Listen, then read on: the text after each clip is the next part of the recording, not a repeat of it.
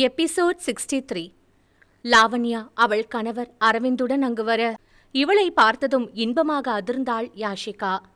தன் இருக்கையிலிருந்து எழுந்தவள் லாவண்யா என்று அழைக்க தன் தோழியை கண்டு கொண்டவள் அவளிடம் ஓடி வந்து, ஏ யாஷு, எப்படி இருக்க என்று யாஷிகாவை அணைத்து கொண்டாள் லாவண்யா.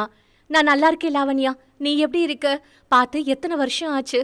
நீ அப்போ பிரெக்னெண்டா இருந்தல்ல, பையனா பொண்ணா என்றாள் யாஷிகா. பையன்டி, இப்போ 4.5 வருஷம் ஆக போகுது.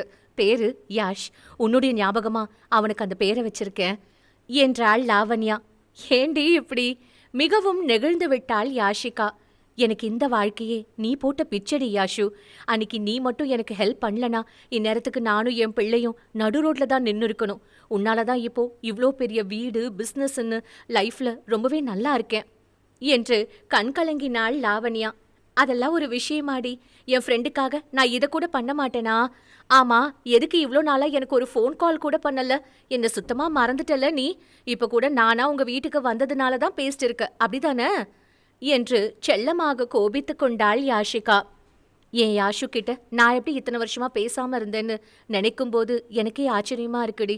ஃபோன் நம்பர், மொபைல் எல்லாம் மாத்திட்டேன்டி யாஷு. அதனால ஓன் நம்பர் மிஸ் ஆயிடுச்சு.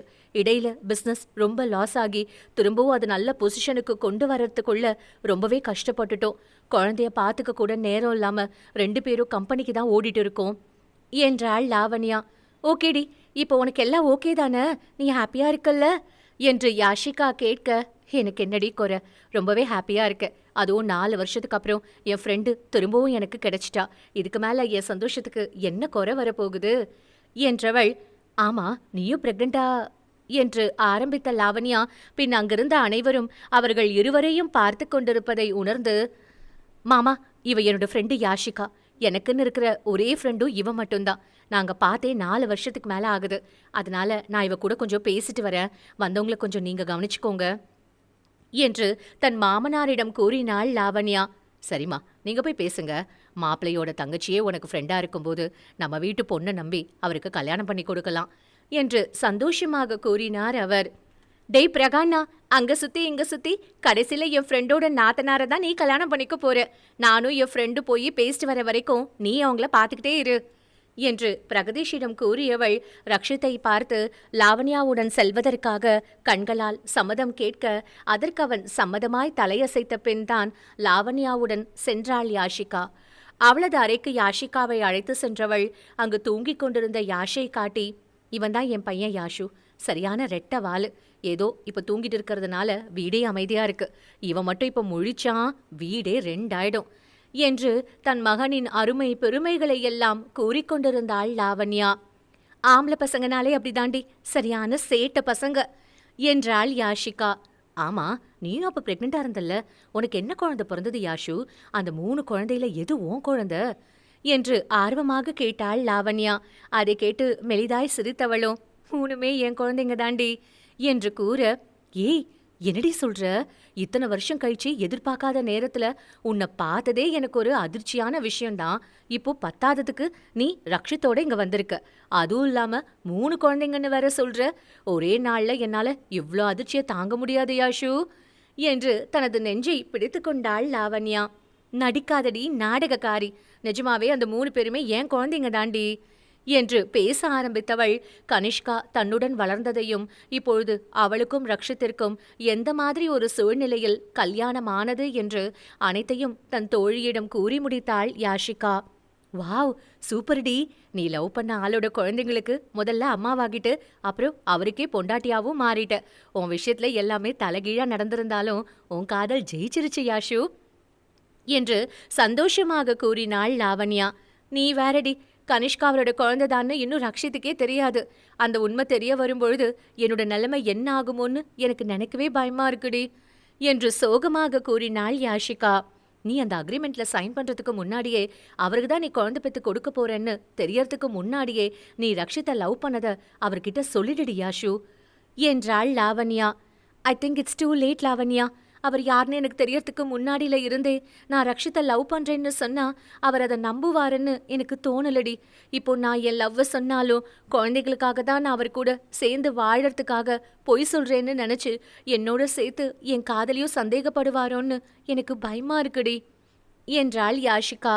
நீ காதலிச்சவருக்கே உன்னை குழந்தையும் பெத்து கொடுக்க வச்சு இப்ப அவரையே உன் கூட சேர்த்து வச்ச இந்த விதி நாளைக்கு உன்னோட காதலையும் அவருக்கு தெரியப்படுத்தும் என்று யாஷிகாவிற்கு தைரியம் கூறினாள் லாவண்யா. இத்தனை நாள் தன் நெஞ்சை அழுத்திக் கொண்டிருந்த பாரம் அனைத்தையும் தன் தோழியிடம் கூறியதால் மனம் லேசாக உணர்ந்தவள் மீண்டும் பழைய யாஷிகாவாக மாறினாள். தோழிகள் இருவரும் வெகு நேரமாக பேசிவிட்டு ஹாலுக்கு வர அதற்குள் பிரகதீஷ் மற்றும் அமோதினியின் நிச்சயதார்த்தம், முகூர்த்தம் என்று அனைத்திற்குமான நாட்களையுமே இரு குடும்பங்களும் சேர்த்து பேசி முடித்திருந்தனர். வெளியே வந்த லாவண்யா ரக்ஷித்தை ஒரு நன்றி கலந்த பார்வையுடன் பார்க்க அவனோ அவளை ஏளனமாக பார்த்தான்.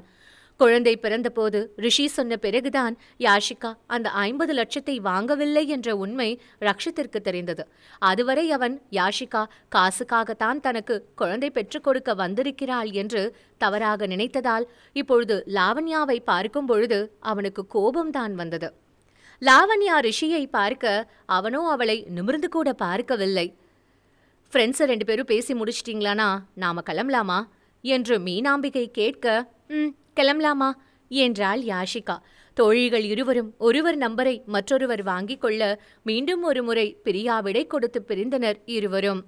இவ்வளோ தூரம் வந்துட்டீங்க, அப்படியே வீட்டுக்கும் வந்துட்டு போகலாமே என்று ரக்ஷித்திடம் மீனாம்பிகை கேட்க, இன்னைக்கு முடியாது ஆண்டி, இன்னொரு நாள் கண்டிப்பா வீட்டுக்கு வரேன். இன்னும் 2 நாள்ல குழந்தைங்களுக்கு பர்த்டே வருது, அதனால ட்ரெஸ் எடுக்க போகணும் என்றான் ரக்ஷித். அவன் அவ்வாறு கூறியதும் தான் கனிஷ்காவின் பிறந்த நாளே யாஷிகாவிற்கு ஞாபகம் வந்தது.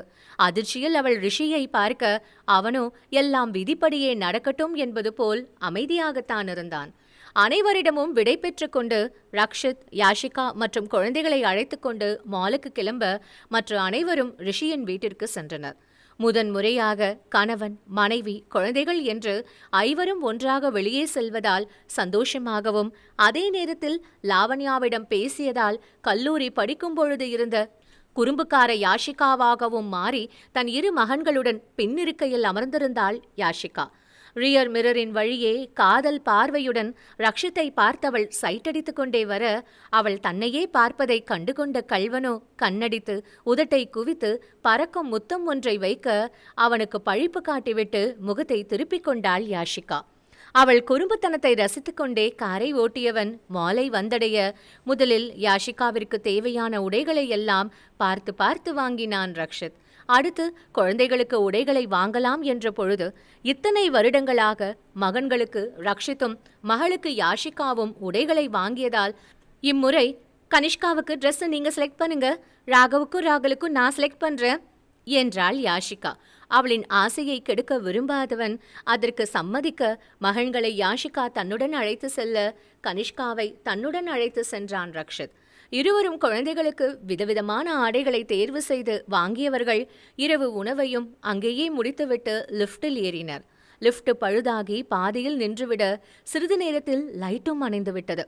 எமர்ஜென்சி அலாரம் பட்டனை பிரஸ் செய்தால் அதுவும் ஒலி எழுப்பாமல் போக குழந்தைகள் மூவரும் பயத்தில் கத்த ஆரம்பித்தனர். அப்பா, நாம இங்கிருந்து வெளியே போகவே முடியாதா என்று பயத்தில் ராகுலும் ராகவும் அழுக ஆரம்பித்திருக்க கனிஷ்காவோ பேச்சு மூச்சின்றி மயங்கி சரிந்தாள்.